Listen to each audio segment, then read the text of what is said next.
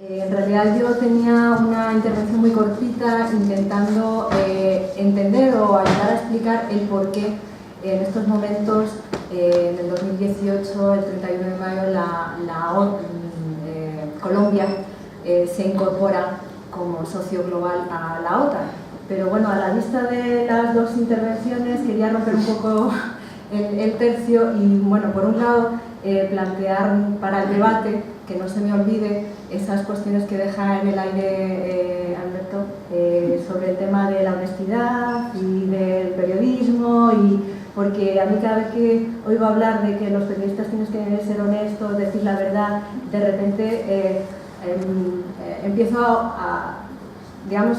me entra el nervio porque me doy cuenta de que los periodistas trabajan para medios de comunicación, viven de eso y lo que hacen es cumplir su papel y estar al servicio de aquellos que les pagan. Y en estos momentos, si los medios de comunicación son un arma de guerra contra nuestras conciencias, los periodistas serían algo así como lo que hacen los militares de la OTAN,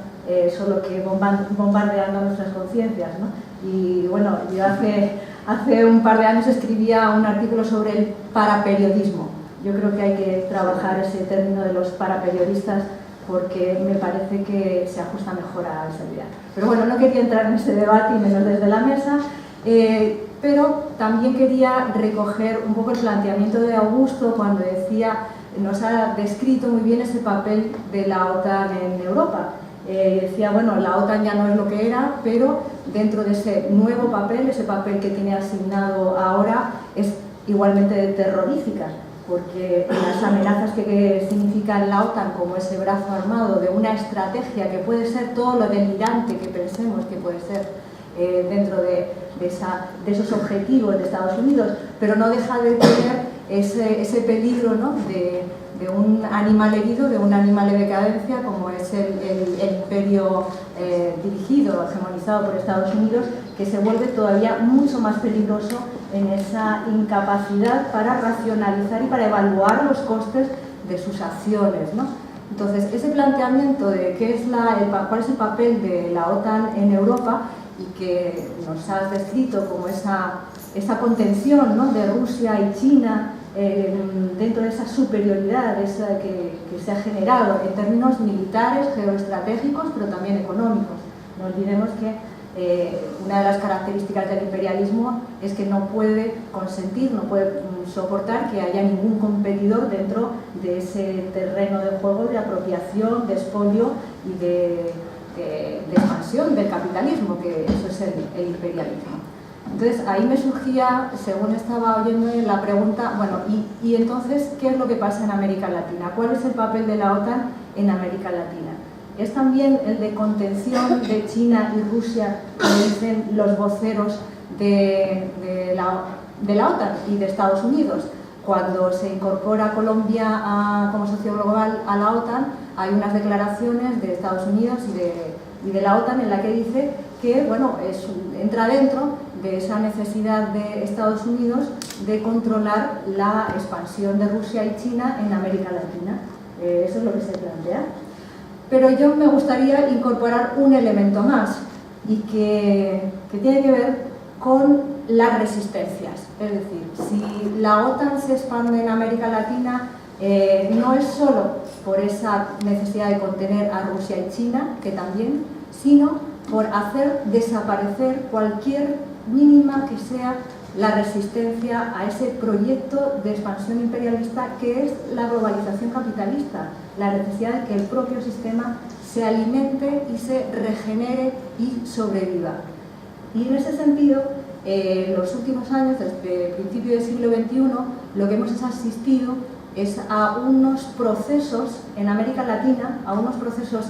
revolucionarios de mayor o menor grado, dependiendo de en dónde se hayan dado, de recuperación de la soberanía, y junto con la recuperación de la soberanía política está también la recuperación de la autonomía económica y el diseño de un proyecto autónomo de desarrollo y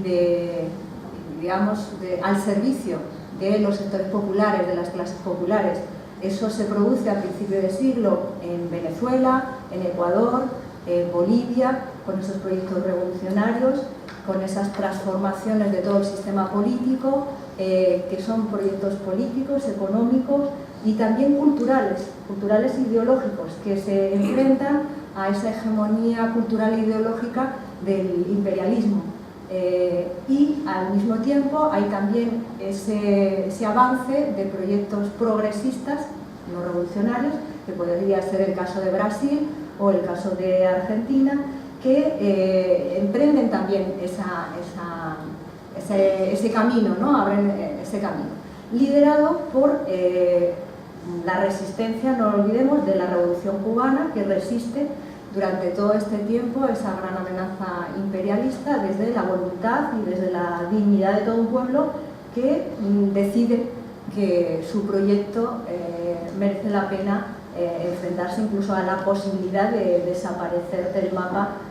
frente a la gran potencia estadounidense. La resistencia de Cuba es la que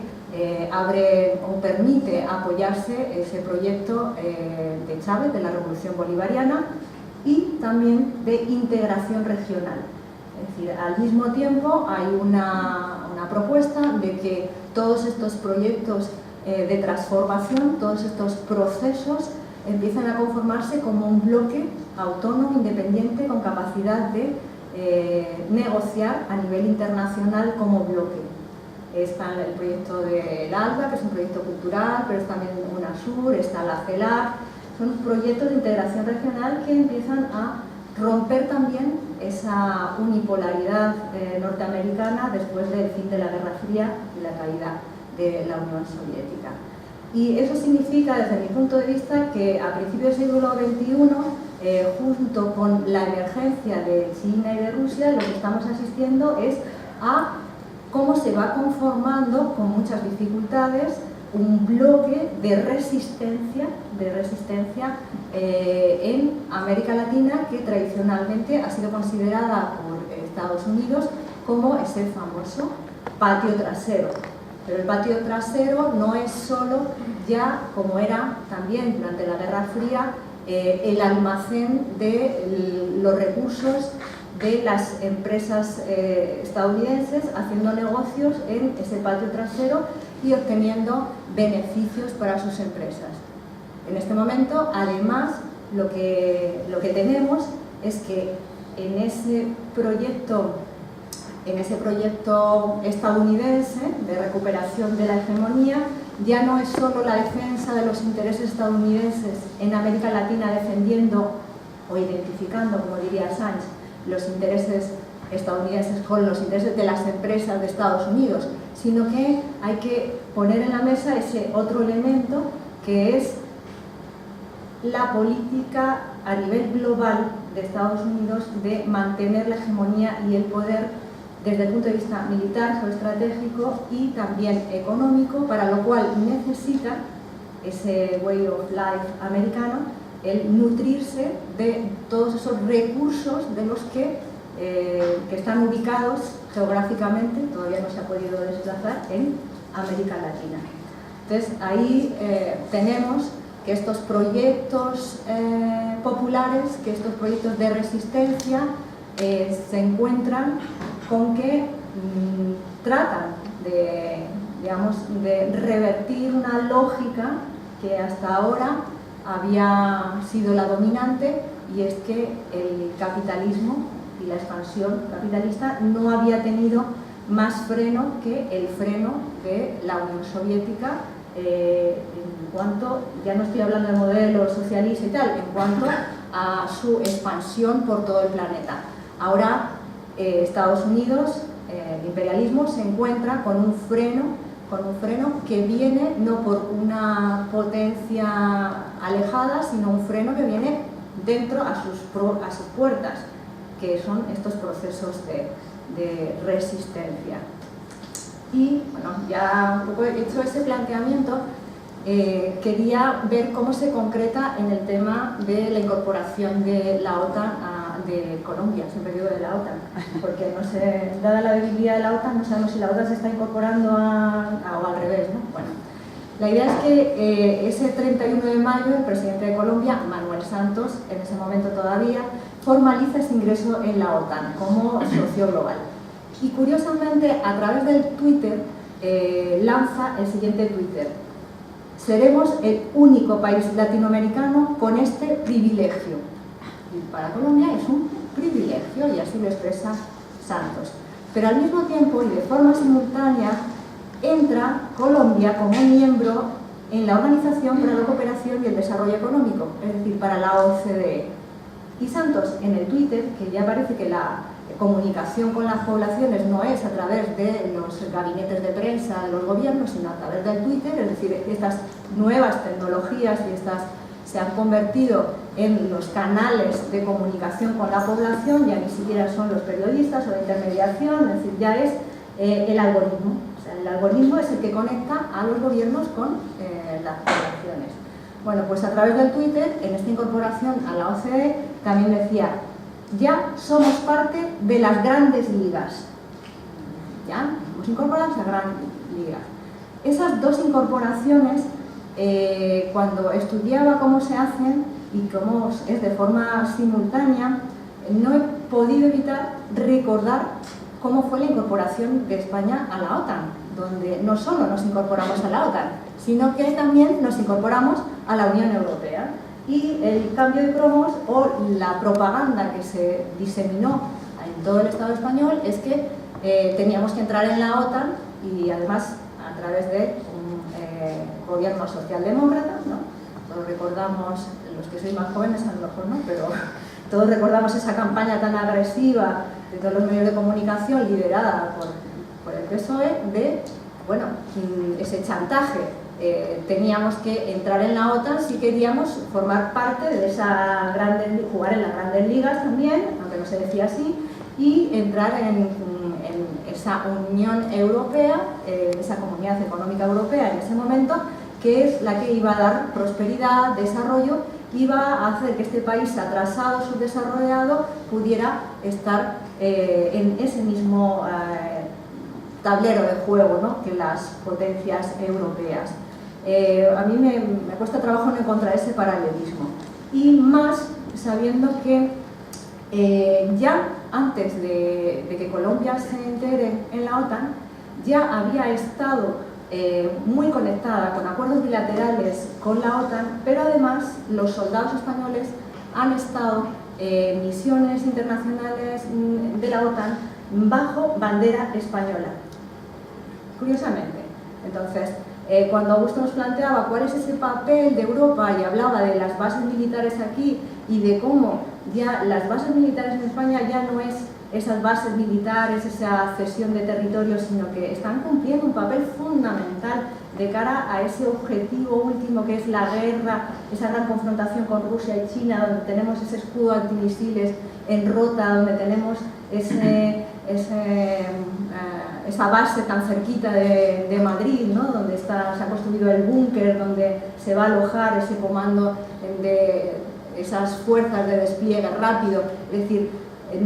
tenemos un papel subsidiario, pero tenemos además asignado por parte de la OTAN y Estados Unidos un papel central. Y esto nos conecta también con ese papel que estamos jugando de cara a América Latina, a lo que es esa intermediación de este país para facilitar esa incorporación, esa integración de estos países, de este país como Colombia, a esta estructura militar de la OTAN, pero además estamos teniendo ese apoyo, esa ayuda a la recuperación de ese patio trasero, a esa recolonización de América Latina por parte de nuestro Estado y de nuestro gobierno. Es decir, tenemos un doble papel, un papel que es en este caso de socio y aliado de la OTAN hacia Europa y del control del Mediterráneo, pero también estamos cumpliendo un papel en ese otro sentido. Es decir, ya los soldados colombianos habían estado bajo bandera española, pero además en esta guerra para acabar con las resistencias en América Latina, no olvidemos que también estamos teniendo que cumplir un papel que es un papel ideológico asumiendo las directrices de Estados Unidos a la hora de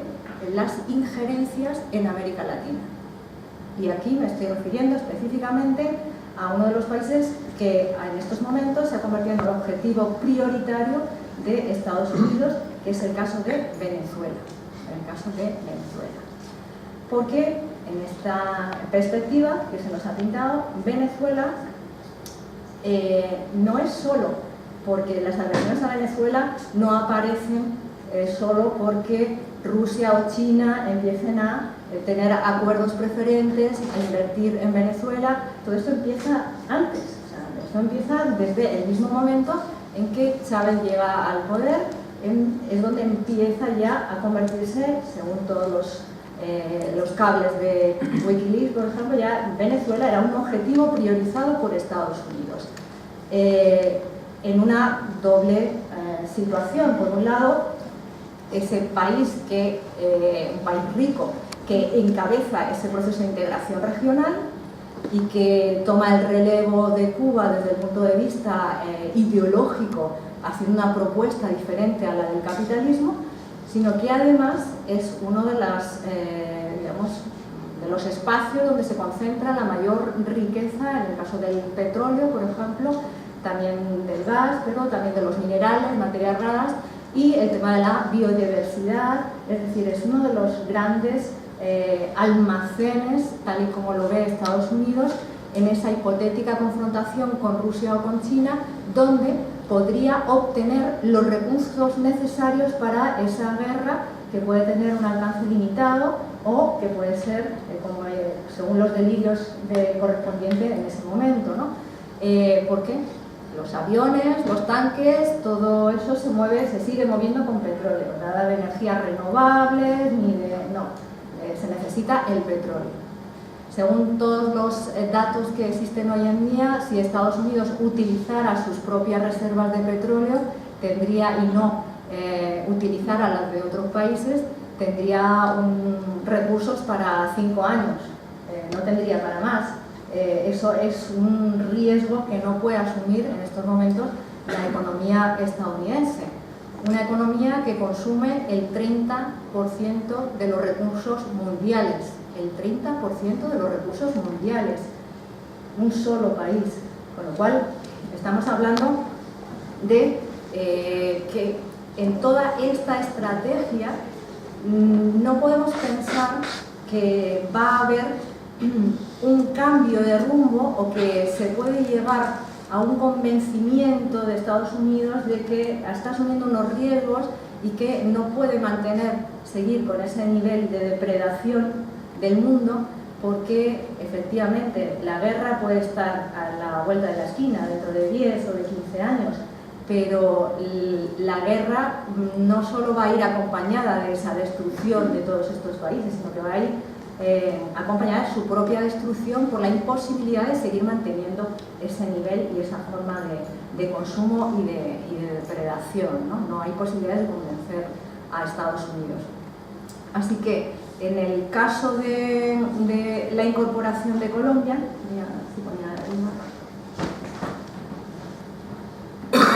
no es casual que sea precisamente Colombia el país latinoamericano, como decía Santos, el único país latinoamericano con ese privilegio. En los acuerdos o los antecedentes que hay de esta incorporación es en el 2009, cuando se firma un acuerdo entre Colombia y Estados Unidos con Obama, precisamente. Que esto, entre paréntesis, nos da también nos plantea un elemento importante. Da igual quien esté en la administración norteamericana, da igual que sean los republicanos o los demócratas. Obama ha sido uno de los presidentes más belicistas que se han podido dar. Toda esa estrategia de la guerra planetaria, de la guerra mundo, de la guerra en cualquier lugar del planeta, eso lo pone en marcha precisamente Obama. Bueno, este acuerdo del 2009 con Obama hace que formalmente Estados Unidos pueda utilizar 7 bases militares colombianas, aunque la realidad es que en ese acuerdo ya se establecía la implantación de 15 bases militares. Y esas 7 bases militares, que son las que aparecen en la prensa, estaban colocadas en la frontera con Venezuela, Brasil, Ecuador y Panamá. Entonces, fijaos cómo es esa distribución. Y el acuerdo tiene una vigencia de 10 años. Pasa a la siguiente diapositiva, donde se va a ver precisamente, veis cómo están distribuidas todos esos asentamientos y esas bases en Colombia. Después de este acuerdo del 2009, hay un acuerdo de seguridad con la OTAN, que firma Colombia con la OTAN, que se firmó en el 2013 y se llama Acuerdo de Seguridad de la Información, donde lo que se plantea es la posibilidad del intercambio de las labores de espionaje, de toda la información que ya lleva haciendo Colombia para la OTAN y para sus jefes de Estados Unidos, ¿no? El ejército colombiano en este acuerdo se propone intercambiar con la OTAN insumos de inteligencia, gestiones en las prácticas de operaciones humanitarias. Eso ya está en el 2013. Y si echamos atrás, hace pocas semanas, cuando Colombia es uno de los máximos defensores de la intervención humanitaria en Venezuela, desde toda la frontera con el Cúcuta, donde se despliega todo ese ejército para supuestamente hacer llegar esa ayuda humanitaria que estaba compuesta por bastante armamento, por supuesto. Bueno, pues esto ya está planificado desde el 2009, ratificado en el 2013. Así que no es una casualidad, no es una coyuntura particular. Esta apropiación de América Latina es una lógica que tiene sus antecedentes en esa utilización de Colombia como un enclave, lo mismo que Israel en Oriente es un enclave para el control del área. El papel asignado a Colombia es un enclave para la recolonización y la recuperación de América Latina. Si nos detenemos en datos muy concretos como el presupuesto militar del caso de Colombia, vemos que después de Brasil es el segundo país que tiene más porcentaje de gasto militar del PIB, hasta un 15%. Es el que más ha aumentado el presupuesto del PIB, el porcentaje del PIB que se destina al ejército y como presupuesto militar. Si eso lo comparamos, por ejemplo, con el caso de Venezuela, que solo destina el 6% de ese PIB, pues nos da un panorama de realmente de qué estamos hablando, de cuál es la realidad del papel que está cumpliendo Colombia en esta estrategia. Y quiero acabar esta intervención para que tengamos también la posibilidad de debatir, señalando las palabras del mayor retirado del ejército de Estados Unidos, Ralph Peters, en el 2006, que en una revista mensual para oficiales militares decía: no habrá paz. En cualquier momento dado, durante el resto de nuestras vidas, habrá múltiples conflictos en formas mutantes en todo el globo. Los conflictos violentos dominarán los titulares, pero las luchas culturales y económicas serán las más constantes y, en última instancia, las más decisivas. El rol de facto de las Fuerzas Armadas de USA será mantener la seguridad del mundo para nuestra economía y que se mantenga abierta a nuestro ataque cultural. Con esos objetivos mataremos a una cantidad considerable de gente. Quiero acabar con esto porque dentro de esta estrategia de acabar con cualquier forma de resistencia que se impida esa globalización, esa integración de todos los países a la lógica de acumulación capitalista, que se suma a la posibilidad de confrontar a otras potencias que no son marxistas ni comunistas, pero que sí ofrecen una resistencia a esa expansión liderada por Estados Unidos. Junto con eso, de lo que tenemos que reflexionar y hablar es cómo las resistencias ideológicas y culturales son unas resistencias que son fundamentales y están priorizadas a la hora de acabar con ellas porque es el primer paso para la victoria. No sé si ustedes saben, pero el término convencer, que tiene que ver con esto, con la cultura y con la guerra ideológica, convencer tiene un origen etimológico que significa vencer completamente, vencer completamente. Y de eso se trata, en este momento con esta guerra contra Venezuela, en donde también Colombia tiene ese papel, no solo militar o de control de las fronteras y sumarse a la estrategia militar, sino ese papel de mostrar a los medios de comunicación cómo hay un país democrático que trata de suministrar ayuda humanitaria a Venezuela y facilitar la entrada de esa ayuda por las fronteras y hace desaparecer esa crisis económica inducida, que es de lo que se trata, ese asedio, ese hostigar a Venezuela para liquidar, acabar por hambre con la voluntad y con la dignidad de esa población venezolana.